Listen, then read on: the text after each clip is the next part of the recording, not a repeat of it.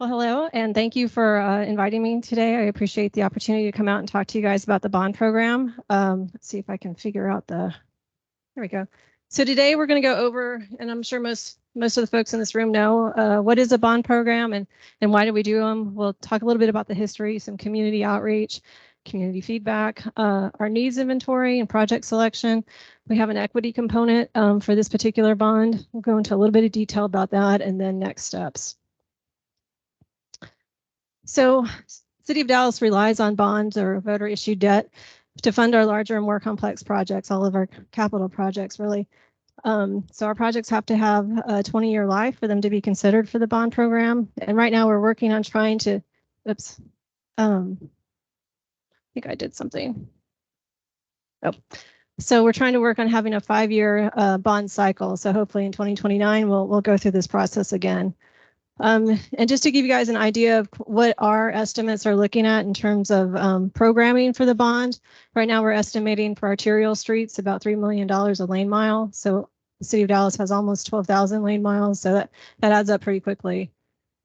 Other types of projects that are on the bond, we have libraries at 13 million, fire stations at 12. City Hall, the generators that are in City Hall are the original generators, so we're looking to replace those. We have over 210 electrical panels that need to be replaced, and then water leaks and groundwater infiltration into our garage parking lot. If anybody's been there after a rain, you probably know what I'm talking about. So those are all projects that we're looking to or would be bond eligible. What's not on a bond is just our general routine type maintenance, potholes, landscaping maintenance, code enforcement initiatives, and short-term lease space. So this slide is just to kind of give everybody a brief overview of what the bond priorities have been in the past 20 years. As you can see, let's see if I can get that right. I got it, sorry. Yeah. So as you can see, so parks, storm drainage, and streets and transportation really have been the largest part of our bond programs in the past, and that's really where our priorities have been. And after that, it drops off pretty quickly. And so for this is going to be our second bond where we have utilized a community bond task force, and that consists of an overall task force and 5 different subcommittees. And those subcommittees were over either critical facilities, economic development, housing and homeless solutions, flood control and storm drainage, parks and trails, and the street and transportation.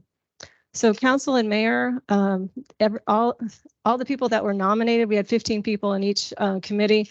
Everybody was nominated by either council or mayor. So we had a total of 90 people working on the priorities for their own particular council district since last May. So they've been working with staff.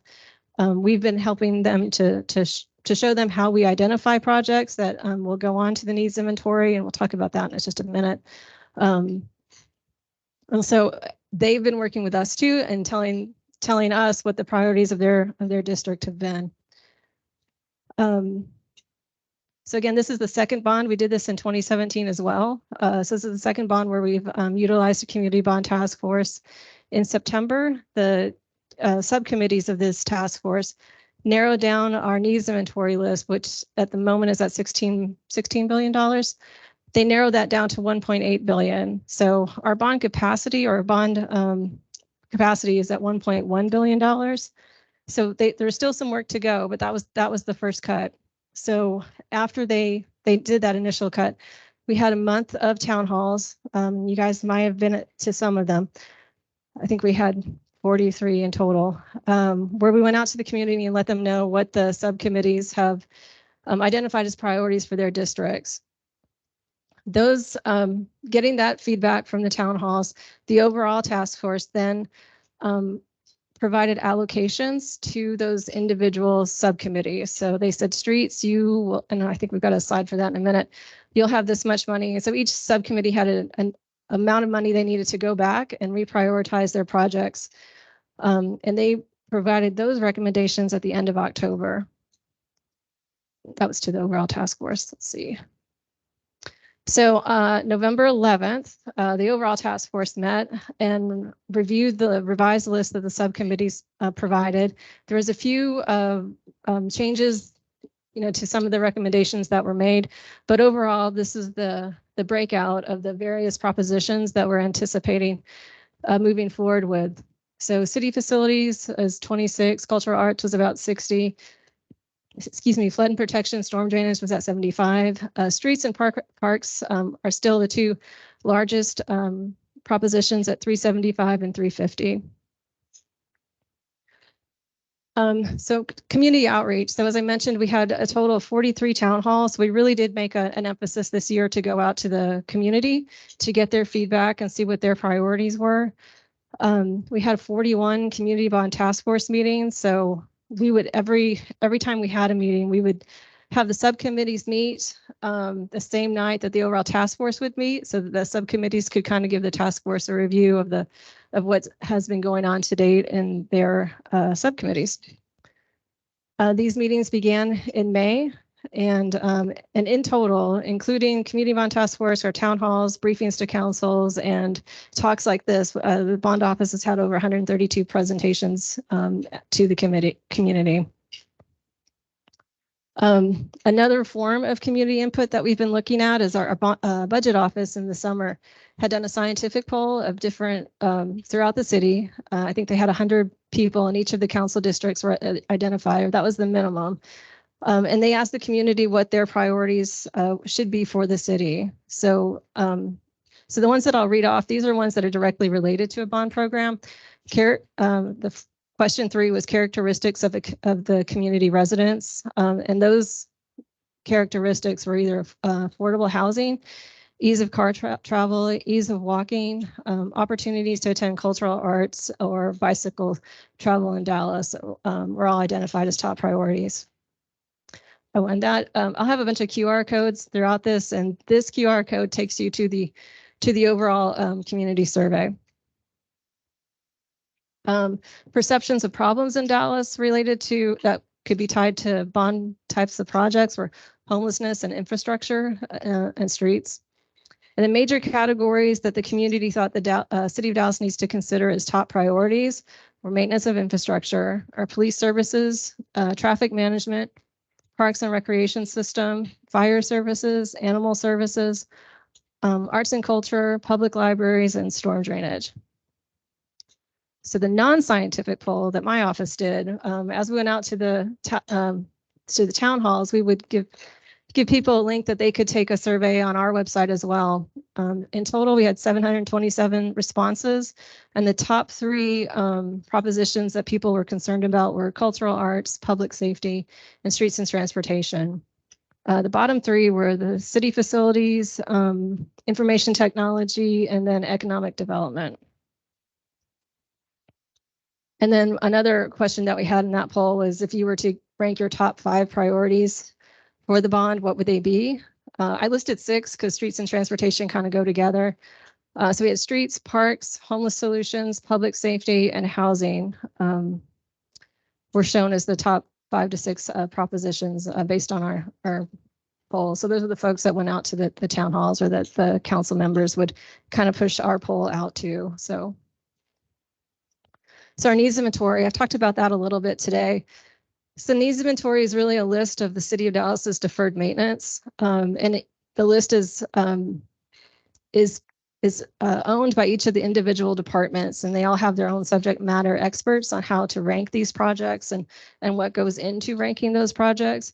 And my office kind of takes that list and puts it all together. So the bond office is also over facilities as well. So if there's a library or a fire station that's going to be built, that'll come through our office. So we had a little bit of involvement in the needs inventory as well, but streets, public works primarily has the responsibility over streets, and DWU has the responsibility over stormwater. So we really do rely on those departments to help us ensure that the needs inventory is up to date and is ranked in a way that makes sense for their business model. So again, this is our deferred maintenance needs. This is a QR code that'll take you to that map. And you can see every project that if it has an address or a GIS feature, then it'll be in this map. The only thing to probably note is that housing and economic development is not included in our needs inventory, and that's just because of the nature of their projects. They tend to, those funds tend to be utilized for gap financing and not necessarily for a list of projects that they already have in the queue. So in total, our needs inventory is just at $16.6 billion, and broken out by the propositions you can see here. We did add this year $2.2 billion to our needs inventory, and that was because we had a category that wasn't accounted for in the past. So streets that were asphalt with a bar ditch on it, those weren't included in our needs inventory in the past. So we wanted to correct that and make sure that we were capturing everything. So it went up a lot this year.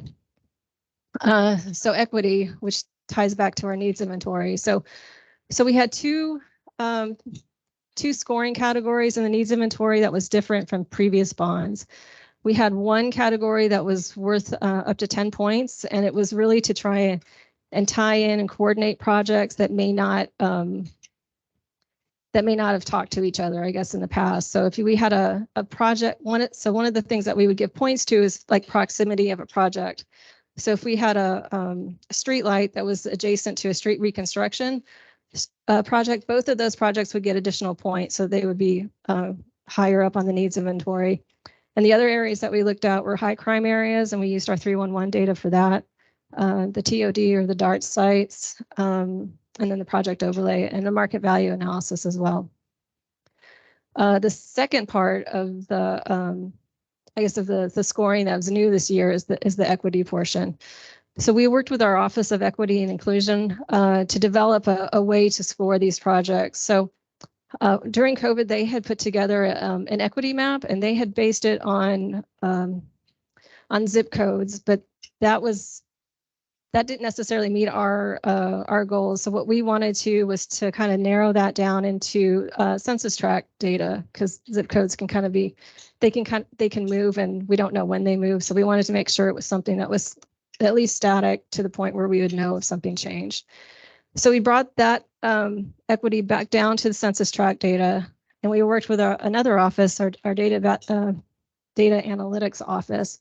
And what they did is they put a 1 mile by 1 mile grid over the city. And if any part of that grid touched one of those equity areas, then that grid got the highest number for that equity area. So it kind of elevated everything. And I think the map demonstrates that pretty well. So originally, when we were looking at the census tract data, the entire city was scored from 1 through 5. When you look at it from the grid point of view, we multiplied that by 2.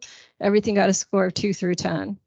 So that was the additional 10 points that a project could have gotten if it was in one of those areas in the city.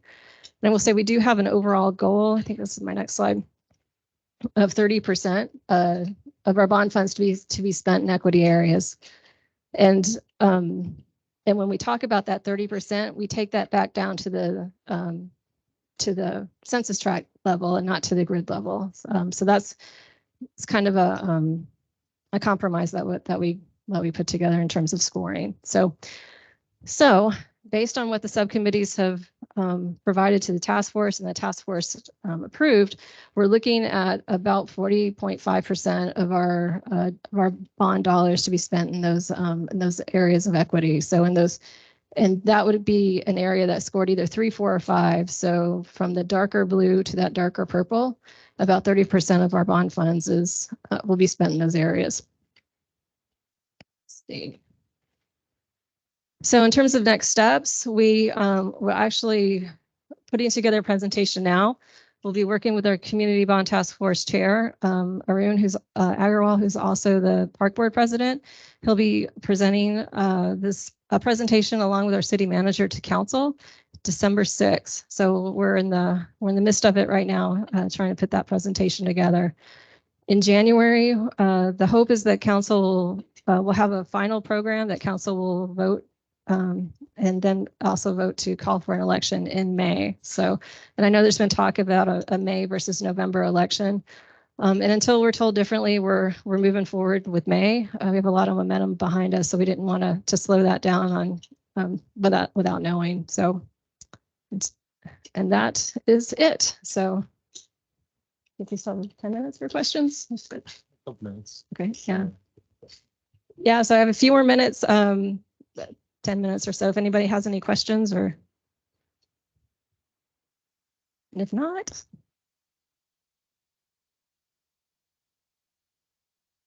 Going, okay.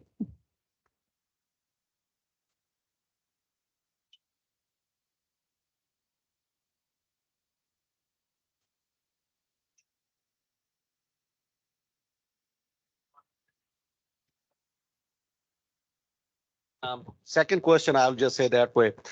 Just this morning, I was listening on KERA. There is a research done, I think, at somewhere in Washington, where they were talking about wider streets are not necessarily safer streets. I haven't really read it myself yet, but the gist of it was that for smaller residential neighborhood type streets, where we typically start with 12-foot lanes, the study was basically saying that for all the streets that are less than 30 miles per hour, it may be safer to start with a 9-foot lane unless traffic engineer can prove otherwise to go 12. So I was just wondering if it has come up on the radar on the city side and how it can impact the future decision making of reconstruction of the residential type streets. Just wanted to share that. So when it comes to the community and the priorities, what we received was citywide. So we do work pretty closely with our council members, and I think they're kind of tired of hearing from me in my office and asking what their priorities are, because I just want to make sure that we're capturing those. But it was interesting in the streets subcommittee, there were some council districts that decided to forego their alley money so they could get sidewalk money, and vice versa. There were some council districts that didn't care about their sidewalks at all, but just wanted as much money as they could into their alleys. So we really did try and work with those communities to incorporate all that. And the only other thing I don't think that two things that I didn't think I added is the Community Bond Task Force is an advisory only committee. So council has the absolute option to throw everything out and start over. We're really hoping that doesn't happen because they put in a lot of work to it. But so there will be changes. I say all that to say that the map that is on the bond website now does show and reflect the latest iteration of the recommended projects, that 1.1 billion. But just because you see something on there doesn't mean it's going to make the final bond program.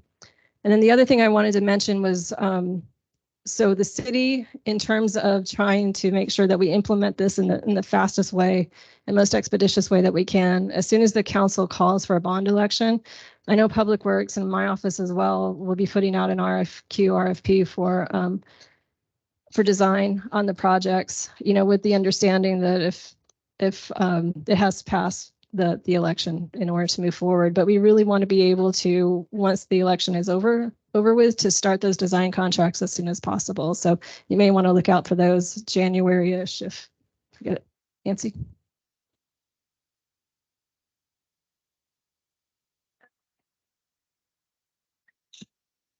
Will the bond possibly fund any of the 100-mile bike loop around Dallas? That I don't know if it does. It's probably through the parks program, and I could take a closer look, but. Briefly, for those that are joining us online, feel free to type in a message in the chat and we are monitoring that and we can ask that. Thank you. Just to follow up on the statement that you just made, that the RFQ is coming out next year. So how many of the projects are all the projects at an early stage, or are some of them already in design and some of the money is going towards construction? Can you help break that down? Sure. And then I have a second question after you answer this one. Sure. So those RFQs, that was all for design work. So right now, we do have some projects left over from the 2017 bond that we need construction dollars for, but that 1.1 that we've been referencing is for all new projects. So we're all at the beginning stages, I would say, of 95% of them. Wonderful. So whole separate question. So where is the city on trying to reach out for grant money to pay for the remainder from the 16 million to the 16 billion to the 1 billion? Where is the city on trying to reach out to fund additional projects through IIJA or IRA grants? So that primarily goes through our transportation department. They have an interagency division, and they work closely with TxDOT and COG to identify those projects that would be eligible for those grants. And I believe there's several projects on there that are for partnership participation. So that's our fund or our portion of those projects would be included in the bond as well. Hi. So I'll add on. I'll add on this one for the partnership. The city already have. So this is Shahad. She's with the city of Dallas as well. Yeah, I'm with the City of Dallas Public Works, and I'm helping, with the Public Works bond planning. So for that, I mean, we have funds already in place for several projects. One of the categories is called partnership projects funded. And then we also have partnership projects prospective. So for the funded ones that are already fund in place, that has been put by other entities like TxDOT or Dallas County, or DART or different, entities, that actually got prioritized for that reason because there were fund already in place. I think that's the direction we're going. We got also some support from the subcommittees to where any partnership funded is being, selected or prioritized for that. And then prospective as well got prioritized because there is a plan to get funds for. So yeah, there are some of the projects that have fund already, and some of them we're seeking funds for. And for that, we need for some projects to fund at least 10% design or 20% design to be able to apply for funds. And that's where it's going to take time. Philip, any questions online? All right, with that, Bonnie, I'll turn it back over to you. Let's give a round of applause to Jennifer.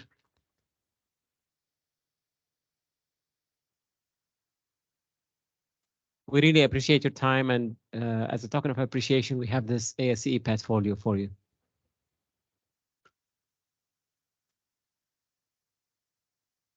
Thank you again.